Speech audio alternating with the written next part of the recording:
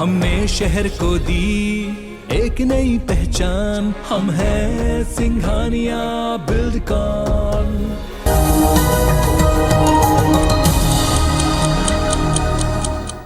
नमस्कार, good morning, सुप्रभात। आप देख रहे हैं साथ की बड़ी बात। मैं हूं आपके साथ श्रवण तंबोली। बुलेटिन की शुरुआत करते हैं एक बड़ी खबर के साथ। आज एक बार फिर से पेट्रोल और डीजल के दाम बढ़ गए। 6 दिन में 5वीं बार महंगाई की मार लगी है। पेट्रोल में 50 पैसे और डीजल में 55 पैसे की बढ़ोतरी हुई है। कल भी 80 पैसे की बढ़ोतरी हुई थी। हम 6 दिनों की बात करें तो अब तक 3 रुपए 70 पैसे पेट्रोल और डीजल के दामों में बढ़ोतरी हो चुकी है। 12 मार्च से शुरू हुई पेट्रोल और डीजल के दामों में तेजी लगातार जारी है। 6 दिन में से सिर्फ 24 मार्च को दाम नहीं बढ़े थे। तो महंगाई की एक और मार आम जनता को आज फिर से पेट्रोल और डीजल के दाम बढ़ गए। 6 दिन में 5वीं बार महंगाई की यह मार है। पेट्रोल में आज 50 पैसे तो वहीं डीजल में 55 पैसे की बढ़ोतरी की गई है, यानी 50 और 55 पैसे ये महंगे हुए हैं। 6 दिन में अब तक 3 रुपए 70 पैसे तक की बढ़ोतरी हो चुकी है। 22 मार्च से शुरू हुई पेट्रोल डीजल के दाम में लगातार तेजी जारी है।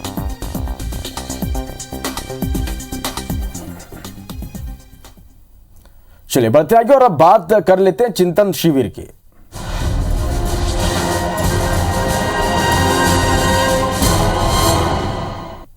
चलिए तो पचमढ़ी से खबर, जहां चिंतन शिविर का आज दूसरा दिन है। पचमढ़ी शहर में पौधारोपण आज सीएम शिवराज सिंह चौहान करेंगे। तो आज चिंतन शिविर में दूसरे दिन क्या कुछ होगा, ये अपडेट हम आपको बता रहे हैं कि सुबह 9 बजे विभागीय समीक्षा बैठक होगी। सीएम के दिए गए निर्देशों के क्रियान्वयन पर इस बैठक में चर्चा होगी। सुबह 11 बजे विभागीय कार्यों, नवाचार और आगामी रणनीति पर चर्चा होगी। इसके साथ ही दोपहर 3 बजे प्रभार वाले जिलों से संबंधित विषयों पर चर्चा होगी। शाम 6:30 बजे सीएम शिवराज सिंह का समापन उद्बोधन होगा और शाम 7:30 बजे CM Shivraj Singh Chouhan press briefing करेंगे। तो पचमढ़ी में बीजेपी का चिंतन शिविर लगातार जारी और आज दूसरे दिन भी महत्वपूर्ण होने वाला है। चिंतन शिविर का आज दूसरा दिन है। आज पचमढ़ी शहर में पौधारोपण सीएम शिवराज सिंह चौहान करेंगे। चलिए तो कई महत्वपूर्ण फैसले भी इस चिंतन शिविर के माध्यम से लिए जा रहे हैं और आज क्या कुछ होगा इस चिंतन शिविर में, ज्यादा जानकारी के लिए सीधा रुख करेंगे पचमढ़ी का। हमारे संवाददाता सुधीर डंडोतिया इस वक्त हमारे साथ लाइव जुड़ गए हैं। सुधीर, लगातार हम देख पा रहे हैं जिस तरह से सीएम शिवराज सिंह चौहान ने कहा था कि इस मंथन शिविर में जो कुछ भी निकलेगा वो जनता के हित के लिए होगा, प्रदेश के विकास के लिए होगा। कई महत्वपूर्ण फैसले इस शिविर के माध्यम से लिए जा रहे हैं। चिंतन शिविर के बाद में मंथन के बाद लिए जा रहे हैं। आज के हम दिन की बात करें तो क्या कुछ खास होगा इसमें? देखिए, बिल्कुल कल लगभग रिकॉर्ड 12.5 घंटे तक बैठक चली और उस पूरी बैठक में कई सारे बड़े फैसले प्रदेश सरकार के द्वारा लिए गए। लगभग अगर बात करें जो मंत्रियों के समूह बनाए गए थे उनका सभी का प्रेजेंटेशन जब तक खत्म नहीं हुआ, तकरीबन रात को 10:30 बजे तक खुद मुख्यमंत्री ने सभी प्रेजेंटेशन को देखा और उसके बाद में कई सारे नवाचार जो है इस पूरी बैठक के दौरान देखने को मिले और कई जो फैसले थे जो अपने दर्शकों को बताए, जिसमें मुख्यमंत्री तीर्थ दर्शन योजना के अंतर्गत हवाई यात्रा से तीर्थ कराने का एक बड़ा फैसला प्रदेश सरकार के द्वारा लिया गया था। साथ ही साथ मुख्यमंत्री कन्यादान योजना को लेकर ई-वाउचर देने की बात हो, नल जल योजना हर घर तक पहुंचाने के लिए 2023 तक का जो समय मुकर्रर किया गया था, ऐसे तमाम नवाचार थे। आज की अगर बैठक की बात करो, आज की बैठक काफी ज्यादा अहम रहने वाली है। खासकर अगर बात किया तो मंत्रियों के विभागीय समीक्षा को लेकर, मंत्रियों के कामकाज और मूल्यांकन को लेकर आज का दिन अपने आप में काफी अहम माना जा रहा है, क्योंकि मुख्यमंत्री शिवराज सिंह चौहान न केवल मंत्रियों से उनके विभाग के कामकाज को लेकर चर्चा करने वाले हैं, बल्कि मंत्रियों के जो खुद की परफॉर्मेंस है उसको लेकर चर्चा की जाएगी। ये माना जा रहा है कि आने वाले समय में मध्य प्रदेश के अंदर मंत्रिमंडल का जब भी विस्तार होगा तो मंत्रियों की परफॉर्मेंस के आधार पर उनके विभाग में या तो फेरबदल हो सकते हैं या फिर कैबिनेट में जो भी नई संभावनाएं तलाशी जाएंगी वो आज की इस पूरी बैठक के आधार पर रहेगी। लिहाजा काफी अहम दिन पूरा माना जा रहा है। इससे पहले मुख्यमंत्री शिवराज सिंह चौहान ने मंत्रियों से जब चर्चा की थी, खासकर अगर बात की जाए तो जो मंत्रियों को टारगेट पिछले बैठकों के दौरान दिए गए थे, जो अगर हम बात कहें कि 9 से 31 माफ कीजिएगा 3 से 11 जनवरी के दौरान जो विभागीय समीक्षा मुख्यमंत्री के द्वारा की गई थी, उसमें मंत्रियों को बताया गया था कि किस तरीके से 3 महीने का रोड मैप मंत्रियों को तैयार करना है और उस पर कितना काम किया गया। ये आज मुख्यमंत्री खुद मंत्रियों से पूछने वाले हैं। साथ ही साथ अगर बात करें तो 11 बजे विभागीय कार्यों की समीक्षा की जाएगी, मंत्रियों के कामों का मूल्यांकन किया जाएगा। इसके अलावा अगर पूरे शेड्यूल की बात करें तो 3 बजे जो मंत्रियों के प्रभार के जिले हैं उनसे संबंधित मंत्रियों से चर्चा की जाएगी कि प्रभार के जिलों में कितना प्रवास मंत्रियों ने किया और वहां के जो कामकाज थे, जो सरकार की योजनाएं थी, उनका क्रियान्वयन कितना मंत्रियों के द्वारा किया गया। इसके अलावा अगर बात करें तो आज 6:30 बजे मुख्यमंत्री इस पूरे 2 दिन तक जो विचार मंथन किया गया, जो चिंतन बैठक आयोजित पचमढ़ी के अंदर की गई है, उस पर मंत्रियों को संबोधन देंगे और बताएंगे कि इस पूरा निष्कर्ष इस पूरी बैठक के दौरान क्या कुछ निकल कर आया है। और लगभग अगर बात की जाए तो शाम को 7:30 बजे मुख्यमंत्री प्रेस से भी ब्रीफिंग करने वाले हैं। लिहाजा 2 दिन तक ये पूरी बैठक चली और हमारी थोड़ी देर पहले प्रदेश सरकार के जो गृह मंत्री और सरकार के प्रवक्ता हैं नरोत्तम मिश्रा, उनसे चर्चा हुई थी श्रवण, और उन्होंने साफ तौर पर कहा था कि सरकार ऐसी योजना बनाकर लेकर आ रही है जिसमें सरकार के मंत्री तो रेल में चलेंगे पर लेकिन जनता हवाई यात्रा करेगी। ऐसे नवाचार इस पूरी बैठक के दौरान देखने को मिले हैं और रिकॉर्ड बैठक उन्होंने इसको बताया क्योंकि देश के अंदर ये उनका दावा था कि इस तरीके की कैबिनेट की बैठक आज तक कभी नहीं हुई है, जो एक दिन में लगातार 12.5 घंटे चली और अगर आज का दिन भी उसमें शामिल किया जाए तो लगभग 24 घंटे लगातार ये पूरी कैबिनेट की बैठक चलने की बात कही जा रही है। लिहाजा अगर बात करें तो दोनों दिनों का ये पूरा मंथन है और इस मंथन के बाद में कई सारे फैसले प्रदेश सरकार के द्वारा लिए गए हैं और इन फैसलों का क्रियान्वयन भी जल्द किया जाएगा क्योंकि ये माना जा रहा है कि जनता से कुल मिलाकर सुधीर देखें तो काफी महत्वपूर्ण ये बैठक और आज दिन भर जो कुछ भी हलचलें यहाँ पर होंगी, जो कुछ भी बड़े फैसले लिए जाएंगे, इससे जुड़ी हर एक अपडेट लगातार हम दर्शकों तक पहुंचाते रहेंगे। फिलहाल के लिए बहुत शुक्रिया सुधीर इस पूरी जानकारी के लिए। मध्य प्रदेश कैबिनेट की चिंतन बैठक का आज दूसरा दिन है और सुबह सुबह पचमढ़ी की हसीन वादियों में देखेंगे कि गृह मंत्री नरोत्तम मिश्रा आज मॉर्निंग वॉक पर निकले और शायद यही एक बात थी कि जो हालांकि व्यायाम रेगुलर आप करते हैं सर, और पर जो खूबसूरती पचमढ़ी की है यहाँ पर व्यायाम कर रहे हैं, जो कल देर रात 12.5 घंटे की मैराथन बैठक चिंतन और उसके बाद में आज सुबह खूबसूरत वादियों में वॉक, क्या कहेंगे सर? वॉक तो मैं रोज करता हूँ, घर पे हूँ तो वादी में हूँ तो ये स्वाभाविक रूप से आदत में आ गया है लंबे समय से। सुबह के समय नींद आती नहीं है अब तो, इसलिए वॉकिंग पे निकल आए। आपके लिए सर ये नया मतलब नहीं सुबह उठना पर, लेकिन कई रहता है मंत्रियों की व्यस्तता में, अगर आप समय निकालते हैं और बड़ा मेंटेन शेड्यूल माना जाता है आपका और बड़ा चीज़ों को लेकर, पर लेकिन कई मंत्री आए होंगे जो साथ में उनको लगा हुआ एक नया अनुभव इस पूरी बैठक के दौरान देखने को मिला है। दंडोतिया साहब, काय का अनुभव 12 घंटे बैठक चली है। मेरे को तो नहीं लगता कि हिंदुस्तान के इतिहास में कभी कोई कैबिनेट की बैठक 12 घंटे चली होगी, और अगर इसको जोड़ लें आज की बैठक के समय को तो 24 घंटे की बैठक हो जाएगी। इतनी लंबी बैठक अपने आप में रिकॉर्ड है। ये रिकॉर्ड सेवा का है, ये रिकॉर्ड समर्पण का है कि आप देखिए किस तरह से एक कोई चुनाव नहीं है अभी, नगर पालिका का, नगर पंचायत का, विधानसभा का, लोकसभा का कोई चुनाव नहीं है। हम लोग सिर्फ और सिर्फ सेवा के लिए बैठे। कैसे हम नई चीज़ें और निकाल के ला सकते हैं। अब बैठे तभी तो आया ना कि मंत्रिमंडल ट्रेन से चलेगा और जनता प्लेन से चलेगी तीर्थ दर्शन में। बैठते हैं तब आइडियाज आते हैं। मंथन इसी को कहते हैं, जब आपस में घुटते हैं तब अमृत निकलता है, जब मथते हैं तब मक्खन निकलता है। आपने बोला सर रिकॉर्ड बैठक चली है, 12.5 घंटे, आज 24 घंटे पूरे हो जाएंगे। उनमें से योजना भी आपने बताई कि मंत्री रेल से चलेंगे, जनता प्लेन से चलेगी। क्या रहा सर, मतलब कल की अगर पूरी बैठक की बात करें, आज भी चिंतन होने वाला है, क्या कुछ खास आपको लगा कि नवाचार जो है इस सरकार ने इस पूरी बैठक के दौरान किया? कल के नवाचार तो मैंने आपके सामने रखे आधे, मैंने जो कल समीक्षा हुई उसमें से 5-6 विभागों के, और रात के और अभी के, आज दिन भर के। माननीय मुख्यमंत्री 2 बजे आपके सामने रूबरू होंगे, उस वक्त आपको रखेंगे। सर ये बात कही जा रही है कि ये पूरा चिंतन और मंथन है, इसमें ऐसे जो बातें निकल कर आ रही है, क्योंकि जन हितैषी योजनाओं की आप बात कर रहे हैं और 2023 के चुनाव अगले साल हैं। क्या लग रहा है कि सर वो योजना है जो पूरा फोकस क्या आने वाले चुनाव में यही एक वजह है कि इतना गहन मंथन चिंतन और इतनी सारे योजनाएं लेकर आ रहे हैं? दंडोतिया साहब, आप भाजपा को अच्छी तरह से जानते हैं, ये चुनाव को ध्यान में रख के राजनीति नहीं करते। ऐसी मैराथन बैठक अभी कोई चुनाव ही नहीं है। मैंने पहले कहा आपसे कोई चुनाव नहीं है और हम बैठकें कर रहे हैं, अपने आप में रिकॉर्ड बैठक करने का काम कर रहे हैं। चुनाव कहाँ से आ गया? चुनाव में भी 1.25 साल है, जब तक गंगा मैया में बहुत पानी बह जाएगा और ये जब बाकी के राजनीतिक दल हाशिए पे पहुंच जाएंगे जो टीवी और ट्विटर की राजनीति करते हैं।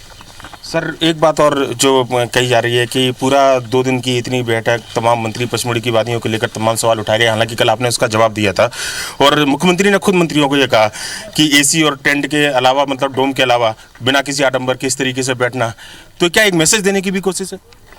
नहीं, मैसेज देने की कोशिश नहीं है। हम वास्तव में सेवा के लिए बैठे हैं, सुख साधन के लिए बैठे ही नहीं थे। वास्तव में अपने फोकस को हम एकाग्र रखना चाहते थे, वो जो रखा हमने। सर एक अलग हटके सवाल, दिग्विजय सिंह जी को कल सजा हुई है और उज्जैन का 11 साल पुराना मामला, उन्होंने आरोप लगाया 11 साल पुराना मामला जिसमें दोनों पक्षों पर जो है FIR हुई थी, कोर्ट के अंदर सुनवाई हुई थी और सजा 1-1 साल की उनको दी गई है। राजनीतिक रूप से पॉलिटिकल एक केस था ये पूरा और इसको लेकर उन्होंने ट्वीट भी किया है, सवाल भी उठाए। देखो, उनको संघ भाजपा का फोबिया हो गया, वो जितनी आलोचना कर सकते हैं करते हैं और जनता ये बात समझ गई है। इनके लिए संघ जो है अशांति कारक है और जाकिर नाइक शांति दूत हैं। ये व्यक्ति दिग्विजय सिंह जी ऐसे हैं, ये लादेन जी वाले दिग्विजय सिंह जी हैं। जब ये कोर्ट से हार जाते हैं, सजा हो जाती है ना, तो ये फिर न्यायपालिका पर सवाल उठाते हैं, इसको टर्न कर रहे हैं भाजपा की तरफ। क्यों कर रहे हो टर्न? 15 साल केस चला था, आप अपना पक्ष रख सकते थे, चलिए करिए, लेकिन चुनाव हार जाओ तो EVM पे, चुनाव आयोग पे सवाल, वैक्सीन पे सवाल, सेना पे सवाल। अगर इनको शांति दूत कोई लगता है तो जाकिर नाइक ही लगता है बस।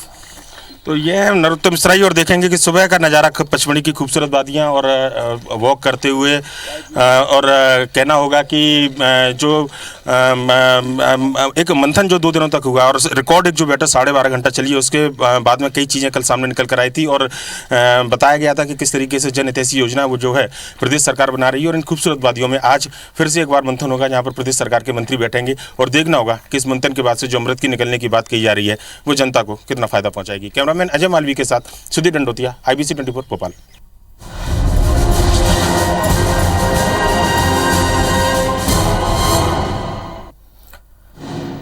इस बीच एक बड़ी खबर ग्वालियर से, जहां केंद्रीय मंत्री ज्योतिरादित्य सिंधिया के दौरे का आज दूसरा दिन है। सुबह 8:30 बजे गोरखपुर वाराणसी फ्लाइट का वर्चुअल लोकार्पण करेंगे। सुबह 10:30 बजे जलालपुर वाटर ट्रीटमेंट प्लांट का अवलोकन करेंगे और इसके बाद 11:30 बजे MITS पहुंचकर GDCA की वार्षिक सामान्य सभा में शामिल होंगे।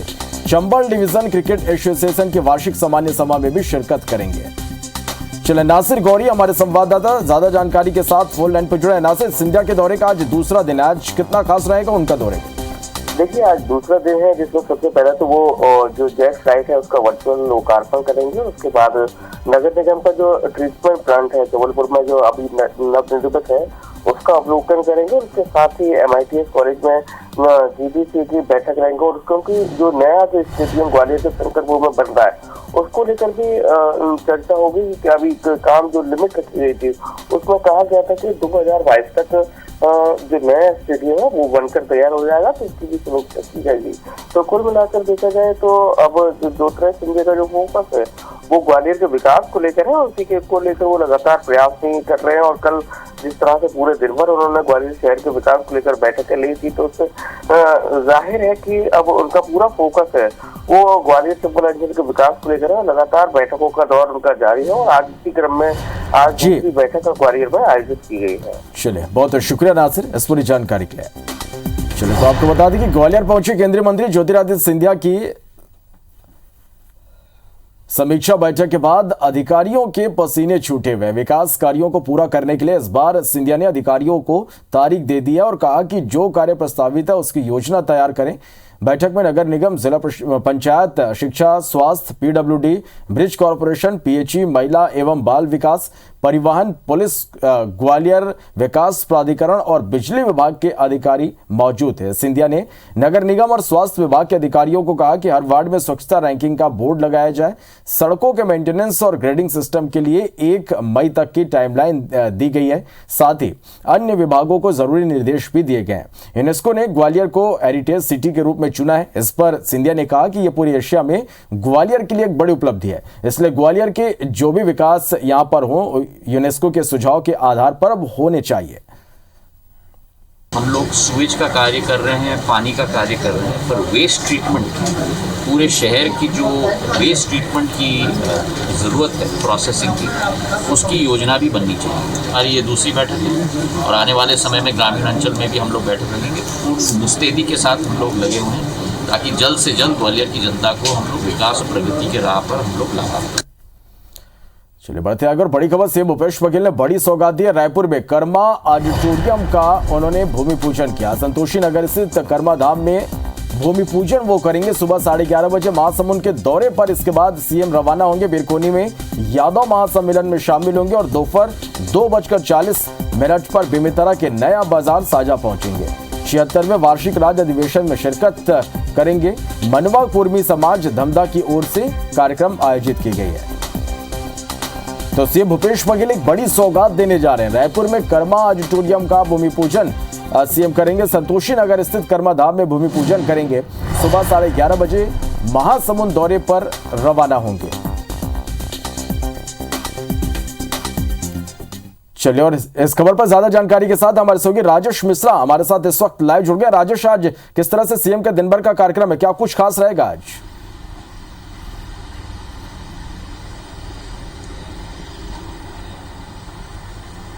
देखिए, अगर मुख्यमंत्री भूपेश बघेल के आज दिन भर के कार्यक्रम की बात करें तो रायपुर, महासमुंद और कांकेर में इनके 3 कार्यक्रम हैं। रायपुर में बात करें तो रायपुर के कर्मा ऑडिटोरियम का भूमि पूजन करेंगे मुख्यमंत्री भूपेश बघेल, जिसमें कैबिनेट मंत्री भी रहेंगे और स्थानीय नेता भी यहां पे रहेंगे कांग्रेस के। इसके अलावा महासमुंद में यादव सम्मेलन में वो शामिल होंगे और साजा में मनवा कुर्मी कार्यक्रम में शामिल होंगे। और कांकेर में अगर हम बात करें तो बीजेपी किसान मोर्चा की बैठक रखी गई है। ये मुख्यमंत्री का कार्यक्रम नहीं, मगर अगर बात करें दिन भर की अलर्ट की तो आज बीजेपी किसान मोर्चा की बैठक भी रखी गई है।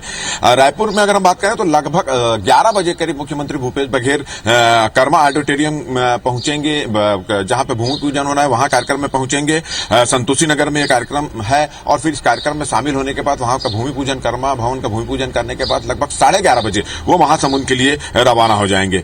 महासमुंद के में जो बिरकौनी है वहां पर वो यादव सम्मेलन जो रखा गया है उस यादव सम्मेलन में वो शिरकत करेंगे और दोपहर लगभग 2:40 बजे बेमेतरा के नया बाजार साजा पहुंचेंगे, जहां पर 76वां जो वार्षिक राज्य सम्मेलन और सम्मान समारोह हो रहा है उसमें वो शामिल होंगे। मनवा कुर्मी समाज का कार्यक्रम है और धमधा में आयोजित जो कार्यक्रम आयोजित किया जाएगा वहां पे शामिल होंगे और लगभग 5:20 में मुख्यमंत्री भूपेश बघेल जो है वो वापस रायपुर आ जाएंगे। तो आज 3 जगह वो वहां पर जाएंगे और लगातार वो कार्यक्रम करेंगे। रायपुर में उनका एक कार्यक्रम है कर्मा भवन का, उसके बाद महासमुंद में है और उसके बाद बेमेतरा के साजा में कार्यक्रम है। जी चलिए, तो इन तमाम खबरों से जुड़े अपडेट, सीएम के दौरे से जुड़े हर एक अपडेट लगातार हम दर्शकों तक पहुंचाते रहेंगे। बहुत शुक्रिया राजेश इस पूरी जानकारी के लिए। मध्य प्रदेश के पूर्व मुख्यमंत्री दिग्विजय सिंह को उज्जैन मारपीट मामले में 1 साल की सजा हुई। इंदौर जिला कोर्ट ने करीब 1 दशक पुराने मामले में फैसला सुनाया, जिसमें पूर्व सीएम दिग्विजय सिंह, पूर्व सांसद प्रेमचंद गुड्डू समेत 6 लोगों को 1 साल की सजा और 5,000 रुपए का जुर्माना लगाया गया। हालांकि दिग्विजय सिंह को जमानत मिल गई। कोर्ट ने 25,000 रुपए के मुचलके पर उन्हें रिहा कर दिया।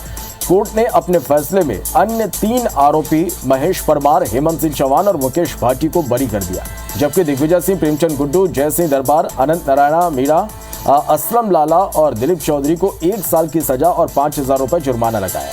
कोर्ट से बाहर आने के बाद दिग्विजय सिंह ने कहा कि यह 10 साल पुराना झूठा केस है। राजनीतिक दबाव के कारण मेरा नाम जोड़ा गया। दरअसल यह मामला 17 जुलाई 2011 का है, जब दिग्विजय सिंह उज्जैन में एक निजी होटल के उद्घाटन समारोह में आए थे। यहां सिंह के काफिले को बीजेवाईएम कार्यकर्ता काले झंडे दिखा रहे थे। इस दौरान दिग्विजय सिंह के समर्थकों और बीजेवाईएम कार्यकर्ताओं के बीच मारपीट हुई थी। ये लगभग 10 साल पुराना केस है, झूठा केस है। हम लोगों का तो नाम एफआईआर में भी दर्ज नहीं था।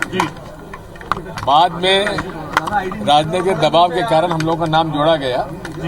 अब जो फैसला आया है उसकी अपील करेंगे। उज्जैन में बना था, उल्टा हम लोगों के ऊपर हमला हुआ था। हम तो गाड़ी में बैठे हुए थे राजा साहब के साथ। मैं लोकसभा का सदस्य था उस टाइम पे और हम लोगों की रिपोर्ट उसमें नहीं लिखी गई। हमारे खिलाफ फर्जी प्रकरण बनाया गया और फर्जी प्रकरण में आज जो है ये जो न्यायालय का फैसला है इसके लिए हम उच्च न्यायालय में अपील करेंगे। बुलडोजर अवतार में उतरे सीएम शिवराज माफियाओं और अपराधियों पर लगातार कहर ढा रहे हैं। बदमाशों और माफियाओं पर कार्रवाई के सीएम शिवराज के सख्त निर्देशों के बाद शनिवार को जबलपुर में ताबड़तोड़ कार्रवाई की गई। कल एक ही दिन में भूमाफिया और अपराधियों पर 4 बड़ी कार्रवाइयां की गई। जिला प्रशासन, पुलिस और नगर निगम के संयुक्त टीमों ने इन कार्रवाइयों को अंजाम दिया। पहली कार्रवाई बड़कू सोनकर, दूसरी कार्रवाई जितेंद्र उर्फ गोलू, तीसरी कार्रवाई झलकन बेन और चौथी कार्रवाई शेखर सोनकर नाम के बदमाश और भूमाफिया पर की गई। शहर के गोरखपुर, आधारताल, हनुमानताल और रांझी इलाकों में पुलिस और प्रशासन के संयुक्त टीम ने आरोपी भूमाफिया और बदमाशों पर इन कार्रवाई को अंजाम दिया, जिनके अवैध निर्माण बुलडोजर से रौंद कर जमींदोज कर दिए गए। इन कार्रवाइयों में 2 करोड़ रुपए के ज्यादा कीमत की शासकीय जमीन अवैध कब्जे से मुक्त करवा ली गई है। चलिए बढ़ते आगे। जबलपुर में साइकिल चोरी के आरोप में एक युवक को तालिबानी अंदाज में सजा देने का मामला सामने आया है। यह एक युवक को साइकिल चोरी के आरोप में स्थानीय लोगों ने एक खंभे से बांध दिया और उसके साथ जमकर मारपीट की गई। मारपीट का शिकार हुआ युवक शराब के नशे में था, जिसे साइकिल चुराते लोगों ने रंगे हाथों पकड़ लिया था। लेकिन क्या कानून के राज में किसी आरोपी या अपराधी को ऐसी सजा दी जानी चाहिए? यह सोचने वाली बात है। यह घटना शहर के ओमती थाना क्षेत्र के घंटाघर इलाके की है। सूचना मिलने पर मौके पर पहुंची ओमती थाना पुलिस ने खंभे में बंधी युवक को छुड़वाया। पुलिस साइकिल चोरी के आरोप में युवक पर कार्रवाई तो कर रही है, लेकिन आरोपी युवक से मारपीट के मामले में 2 युवकों पर एफआईआर भी दर्ज कर ली गई है।